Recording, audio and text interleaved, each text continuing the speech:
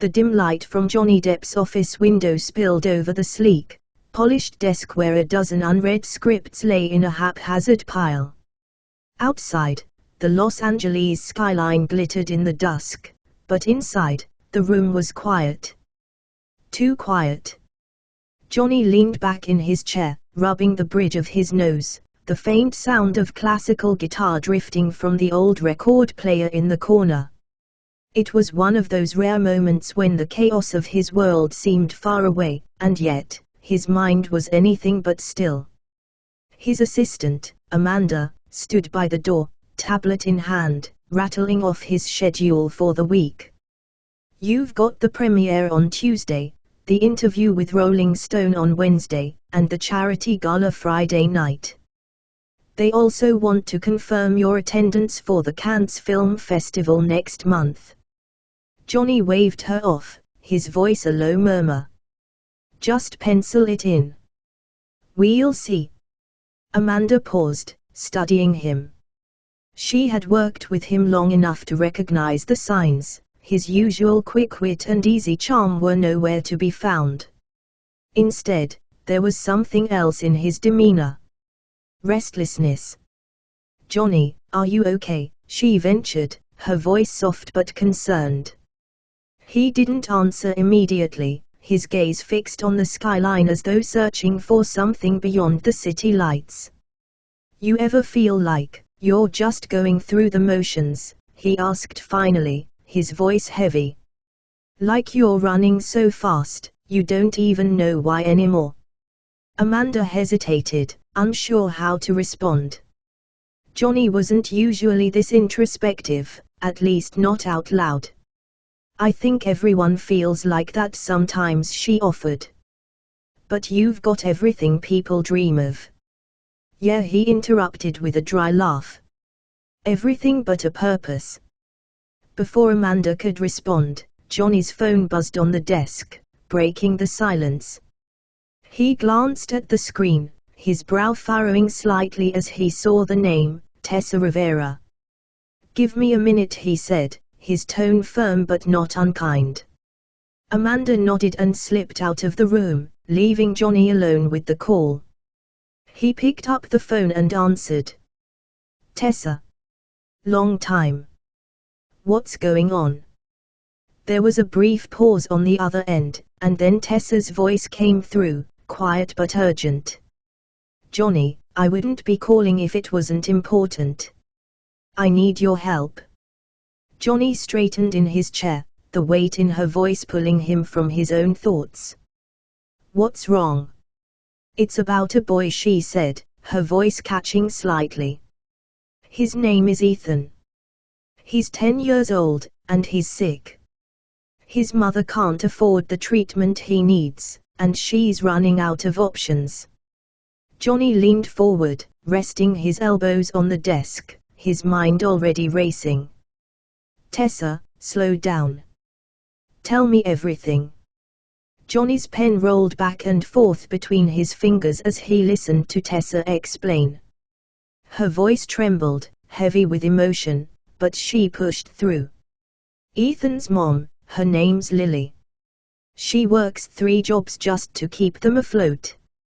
They don't have insurance that'll cover this kind of treatment, and she's exhausted, Johnny. Desperate." Johnny pinched the bridge of his nose. "What's wrong with the kid?" "Leukemia," Tessa said softly. The word landed like a punch, the gravity of it sinking into the silence. "They caught it late. He needs a bone marrow transplant, but there's a wait list, and even if they find a donor, they can't afford the procedure."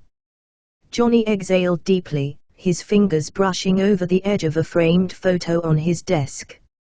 It was old, worn at the edges. A young Tessa beamed beside a scruffy teenage Johnny, both of them holding skateboards like trophies. Tessa was more than just a name in his phone. She was his lifeline back in the day, the sister he'd never had. They'd grown up in Kentucky together, scraping by in a world that seemed hell-bent on swallowing them whole.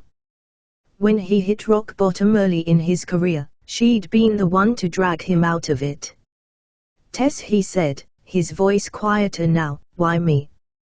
Why not someone else? You know why, she replied, a hint of reproach in her tone. Because you've got the kind of connections Lily could never dream of.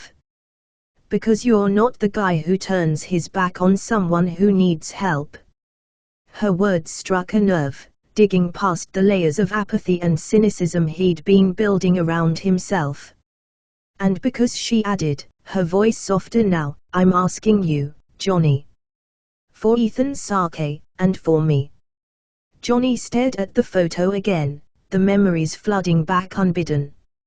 He didn't owe her anything, not technically. But he owed someone something, didn't he? The next morning, Johnny sat in his kitchen, a steaming cup of coffee untouched in front of him. His assistant Amanda hovered nearby, watching as he scribbled notes on a yellow legal pad. Who do I know at Cedar Sinai? He asked suddenly, looking up at her. Amanda blinked. A few people, I think. Why? I need to get a kid into their transplant program. A rush case. Okay, she said cautiously, tapping on her tablet. But that's not exactly simple, Johnny. There are protocols, waiting lists. I don't care about the protocols, Johnny interrupted, his voice sharper than usual. Just find me someone who can make it happen. Amanda hesitated, then nodded. All right. I'll make some calls. As she left the room, Johnny pulled out his phone again. Tessa had sent him photos of Ethan, a pale, freckled kid with a gap-toothed smile, wearing a superhero cape that looked 2 sizes too big. He swiped to the next photo, a grainy shot of Ethan and Lily sitting on the floor of a cramped apartment, surrounded by piles of medical paperwork. The image twisted something deep in his gut. This wasn't just a kid who needed help. This was a fight. And Johnny had always been better in a fight than standing on the sidelines. He tapped the screen, dialing a number he hadn't used in years. Rick.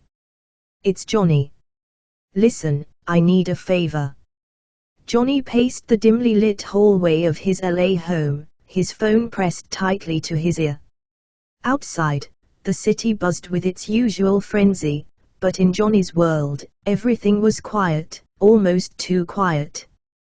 Depp, came a voice from the other end of the line, gruff but warm.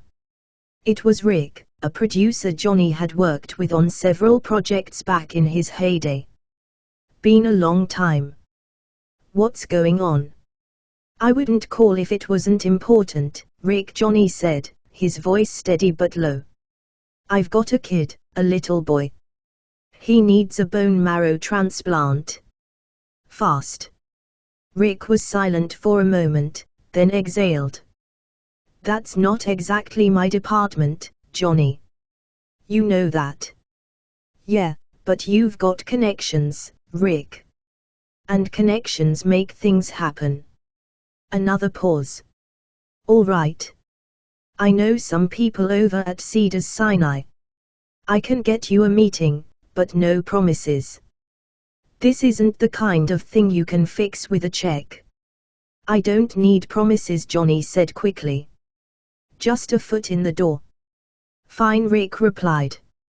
I'll make a call. But you'd better be ready to fight for this. Rick, Johnny said, his voice softening for the first time, I was born fighting. Hours later, Johnny found himself in the conference room of a sleek, modern medical facility. Across from him sat a doctor, flanked by a hospital administrator and a PR representative who looked far too polished for this setting. You have to understand, the administrator began, her tone professional but detached. We have protocols. Even if we expedite the process, there are risks, legal, ethical. Johnny leaned forward, cutting her off. I understand all of that. I'm not asking you to break the rules. I'm asking you to help me save a kid's life. The doctor, who had been quiet until now, spoke up. We'll need to see if he has a viable donor match. Without that, there's nothing we can do. And if he doesn't? Johnny asked, his voice sharp. Then we'll have to explore other options. But it's not easy, Mr. Depp. Bone marrow registries are limited, and time isn't on this boy's side. Johnny clenched his jaw, his frustration evident. What about experimental treatments? Trials? Anything? That's a possibility, the doctor admitted cautiously, but those come with their own challenges. Approval processes, funding. Johnny sat back, his fingers tapping rhythmically on the table. Funding won't be a problem. Just tell me what you need, and I'll make it happen. The PR representative leaned in slightly, her perfectly manicured hands clasped in front of her. Mr. Depp, if I may, it could be beneficial to frame this as a charitable endeavor. We could. No, Johnny's voice was firm, almost cutting. This isn't about optics. This is about Ethan. The room fell silent. All right, the doctor finally said, her tone softening. I'll see what we can do. That evening, Johnny pulled into the driveway of a small apartment complex on the outskirts of the city. His assistant Amanda sat beside him, a garment bag in her lap. Are you sure about this? She asked, her brow furrowed. Johnny nodded, his gaze fixed on the rundown building. Yeah. If I can't give him answers yet, I can at least give him something to hold on to. Minutes later, Johnny stepped into the apartment, transformed. The familiar swagger of Captain Jack Sparrow had returned, complete with the braided beard, trinkets, and a bottle of what looked like rum, but was actually ginger ale. Ethan's eyes widened as Johnny sauntered into the living room, his exaggerated mannerisms filling the small space. Ahoy there, matey! Johnny bellowed, his voice dripping with Jack Sparrow's unmistakable slur. I heard there's a young pirate in need of a crew. Ethan's laughter broke the tension in the room, his pale cheeks flushing with color for the first time in weeks. Johnny knelt beside the boy, his expression softening beneath the character's bravado. Listen here, lad, he said, placing a hand on Ethan's shoulder. Every great pirate faces a storm now and then. But you've got the heart of a captain. And captains, they never give up. Ethan grinned, clutching a toy sword tightly in his small hand. Behind them, Tessa and Lily exchanged a look, both of their eyes brimming with tears. The hospital cafeteria hummed with quiet activity as Johnny sat across from Tessa. She was tired, her face lined with worry and her voice tinged with frustration. Ethan had been asleep when Johnny left their apartment, and now the weight of the situation felt heavier than ever. You've already done so much, Mr. Depp, Tessa said, her hands wrapped tightly around a coffee cup. I don't even know how to thank you. Johnny shook his head, leaning forward. Tessa, stop. This isn't about thanks. It's about doing what's right. But I need to understand more. How did things get this bad? Where's Ethan's father? Tessa hesitated, staring down at the table. Ethan's dad, he left when Ethan was 2. He couldn't handle it, the hospital visits, the bills. He just walked away. She swallowed hard, her voice trembling. It's just been me since then. I've been working 2 jobs, doing everything I can, but... Johnny's jaw tightened. The system doesn't make it easy, does it? She let out a bitter laugh. Easy? No. The system doesn't care. But I can't afford to think about that. Ethan's all that matters. For a moment, they sat in silence, the gravity of her words sinking in. Johnny glanced at the time on his phone. He had 3 missed calls from his agent and a text message that read, "You're late for the table read. Everyone's waiting." He sighed, putting the phone face down on the table. "I'm going to make this work," he said firmly. "But it's going to take time. And trust me, Tessa, time isn't something Hollywood gives freely." Later that day, Johnny arrived at the film studio, nearly an hour late. The tension in the air was palpable as he walked into the conference room.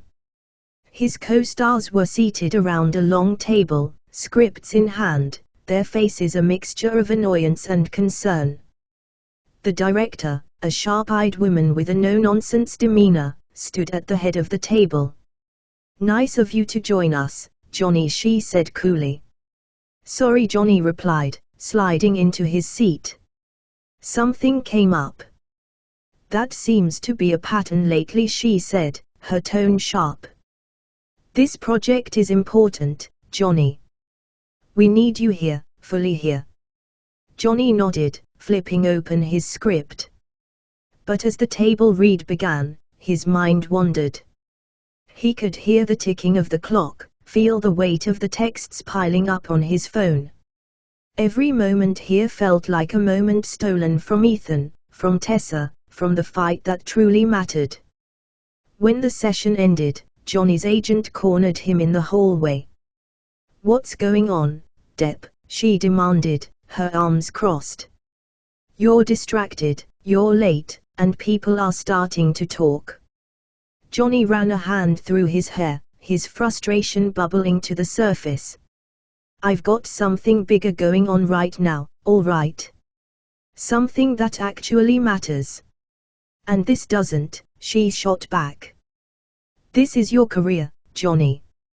Your name, your reputation, it's all on the line." He met her gaze, his voice low but firm. "What's the point of a reputation if I don't use it to do something that matters?" Back at the hospital, Ethan's condition had taken a turn. His fever had spiked, and the doctors were rushing to stabilize him. Tessa sat by his side, her face pale with worry, while a nurse adjusted the drip. Johnny arrived moments later, still dressed in his studio clothes, his expression a mix of guilt and determination. "How is he?" he asked, his voice hushed. Tessa shook her head, her eyes filling with tears. "They're doing everything they can. But I can't," she broke off, covering her face with her hands. Johnny knelt beside her, his hand resting gently on her shoulder. "Listen to me," he said softly. "We're going to get through this. Together. I've got people working on the donor registry, and I'm not stopping until we find a match." She nodded, her breaths uneven. At that moment, Ethan stirred, his small voice breaking through the tension. "Mom." Tessa leaned over him, brushing his damp hair from his forehead. "I'm here, sweetheart." Ethan's eyes flickered to Johnny. "Captain Jack." Johnny paced the balcony of his Hollywood Hills home, his phone pressed tightly to his ear. Below him, the city stretched out in a sea of lights, but his focus was elsewhere. "Listen, Sam, I wouldn't be calling if it wasn't important," Johnny said, his voice edged with urgency. Sam, a well-connected producer and old friend, sighed on the other end.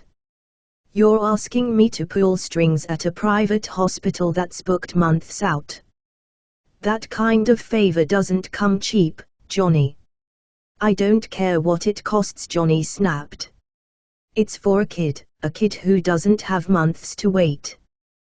There was a long pause before Sam finally relented. "All right, I'll see what I can do. But you owe me. Big time." Johnny hung up, his hands trembling. He knew the favor would come back to haunt him, but at this point, nothing else mattered. As he stared out into the city, his phone buzzed again, another text from his agent. "We need to talk. This can't wait." Johnny ignored it. For the first time in his career, Hollywood felt secondary. He knew it wasn't a choice the industry would forgive easily, but what was the point of fame and power if he didn't use it when it counted? Johnny smiled, his voice dropping into the familiar slur. Matey. You just rest up. The crew's working round the clock to fix this mess,